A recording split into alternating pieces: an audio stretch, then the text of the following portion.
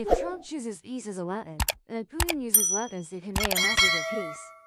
Just days after the US president called on Russia to stop missile tests and end the war in Ukraine, Moscow responded by announcing the successful test of the Buvalik nuclear super missile, which can fly 14,000 kilometers and has the capability to attack any. Russia affirms they still comply with international treaties, but the world no document can restrain the Kremlin's ambitions.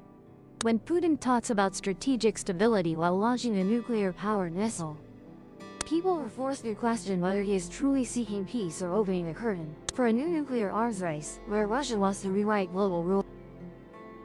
This October, the world once again turns its eyes to Moscow, where President Vladimir Putin announced Russia's successful test of the Belarus nuclear cruise super missile, a weapon described as unique and possessed by no other country. This information echoed like thunder in the politically gloomy sky. After nearly 4 years of conflict in Ukraine, a war that, according to US President Donald Trump, should have lasted only a week. But instead of cooling down, the world witnesses two nuclear superpowers entering a new cycle. The only difference is that this time, everything is wrapped in declarations of treaty compliance and peace protection. The war of words began when Trump, at a White House press conference on October 23, criticized Russia's nuclear weapons testing while the Ukraine conflict remained. I don't think this is appropriate for President Putin to announce. The war should have lasted only a week, but it's now been nearly 4 years. He simultaneously affirmed that the US is not joking with Russia, revealing that the most powerful nuclear attack submarine is being deployed off Russia's coast. And the next day, from the Kremlin, Putin responded with a message that made the whole world ponder. He declared Russia had completed final testing of the Porogenix, a missile that can fly 14,000 kilometers in 15 hours and has unlimited range. Chief of General Staff Valery Gerasimov confirmed this as a weapon that can precisely attack even the most heavily protected targets. For Russia, this is not merely a technological test, but also a powerful statement that they still have the capability to create things that force the West to be cautious. Amid criticism, the Russian Foreign Ministry immediately cooled tensions with Deputy Minister Sergei, affirming Moscow strictly complies with all international treaties on missile launches, ballistic missiles. However, when asked whether Porogenix falls under the New START treaty, he simply replied that it remains a theoretical and abstract question. A diplomatic way of speaking, but containing a clear message. Russia is moving beyond old arms control frameworks. In the context where New START is nearly frozen due to Russia-US tensions over this Kremlin action is seen as an affirmation of absolute military sovereignty. Need anyone.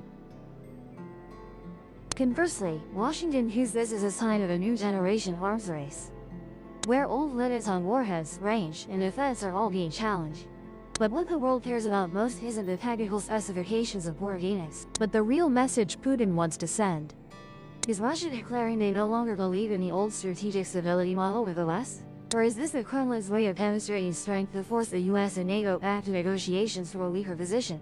Whatever the answer, observers agree this test is not just a military advancement, but also a carefully calculated political move.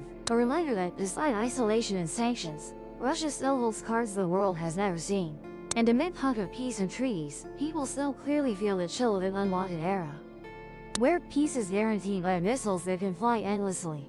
The event of President Vladimir Putin announcing the successful test of the Porogenix nuclear cruise missile is not just a technological advancement, but also a declaration of Russia's strength. Amid the highest geopolitical tensions in many years, during more than 2 decades in power, Putin has always viewed military strength as the foundation of national prestige. And now, as the Ukraine war enters its 4th year, his message is clearer than ever.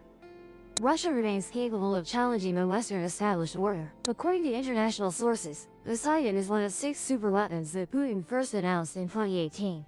This nuclear-powered missile can fly tens of thousands of kilometers, continuously change direction and is nearly impossible. In theory, it could fly for years without refueling, allowing Russia to reach targets anywhere in the world. That's why Putin calls it a unique weapon and claims no other country possesses it. This statement came just days after US President Donald Trump publicly criticized Moscow for testing weapons instead of seeking to end the Ukraine war. Trump argued the conflict should have lasted only a week. That's most powerful nuclear submarines off Russia. A veiled warning that America hasn't weakened. Though threatening in tone, this statement also shows Washington clearly perceives when Moscow demonstrates new generation weapons. From the Kremlin, Putin quickly responded with a confident tone. The weapon has completed final testing and is ready for deployment. Russian Chief of General Staff, General Valery Gerasimov, added that the missile flew 14,000 kilometers in 15 hours, capable of precisely attacking any target even if heavily protected. At the strategic level, this statement isn't just a technical report, but affirms that Russia, despite economic sanctions, masters technology that makes the world wary. Amid unabated U.S.-Russia tensions, the Russian Foreign Ministry immediately issued reassuring messages. Deputy Minister Sergei Ryabkov told RIA Novosti that Moscow strictly complies with international agreements on ballistic missile launches and strategic exercises. However, when asked whether the weapon falls under the new Strategic Arms Reduction Treaty, New START, he briefly replied it remains a theoretical and abstract question. A seemingly diplomatic statement containing a profound message. Russia is moving beyond old arms control frameworks. New START, the treaty signed between the US and Russia in 2010, originally limited nuclear warheads and delivery vehicles. But this weapon, with advanced nuclear technology and unlimited range, falls outside any such. Moscow may consider this weapon outside the treaty's scope, while Washington views it as a new strategic warhead type. And this ambiguity is shaking the foundations of global security. From a strategic perspective, this is a carefully calculated move. Russia understands that the US and NATO are seeking to reimpose balance through treaties, while expanding missile defense systems in Europe. Therefore, announcing the weapon carries counter-declaration meaning. If the West wants control, Russia will create something they cannot control. Just as during the Cold War, every technological advance is a political message encoded with nuclear energy. The Kremlin also leverages this task to send messages to the world. To Western countries, it's a warning that isolating Russia is an illusion.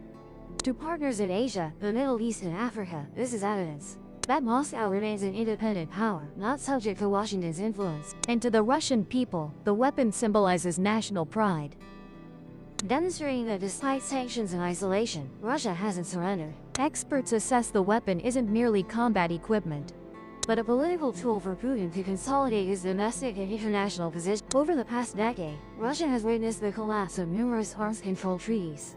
From INF, intermediate-range weapons to open skies. Putin understands the era of mutual constraints with America has ended. By introducing a nearly undefeatable weapon, he sends the message that Russia will not let others set the rules. But does this test mark the beginning of a new generation arms race? Some experts view this as a soft deterrent from Moscow, demonstrating strength to force the West to negotiate from a position. Since early 2025, the Kremlin has repeatedly declared readiness for dialogue on global security, but only when Russia's legitimate interests are respected. The launch of Breivik could therefore be understood as an invitation to dialogue for strength, that only when possessing sufficiently powerful weapons will Moscow be heard. However, reactions from Washington and European capitals show they do not see this as an invitation, but as a threat. The U.S. State Department immediately issued a statement, calling on Russia to act responsibly, while NATO declared it would closely monitor all developments. But what's more notable is their cautious attitude. The West seems to realize that deterring Russia through sanctions or diplomacy is no longer effective. Breivik therefore is not just a technological symbol, but also a symbol of power shift. It marks the moment when international treaties gradually lose value, as each superpower seeks to rewrite the rules according to their own interests. In that world, strategic stability is no longer measured by warhead, but by the ability to create fear, something Russia is doing very well. And perhaps this is Putin's deepest objective, proving that peace only exists when Russia is strong enough to make others cautious. Breivik in that sense is not just a missile, but a declaration of autonomy and Russia's position in a new global order. An order where peace is maintained not through trust, but by a fragile balance between nuclear buttons. Like the journey? Subscribe and join the next expedition.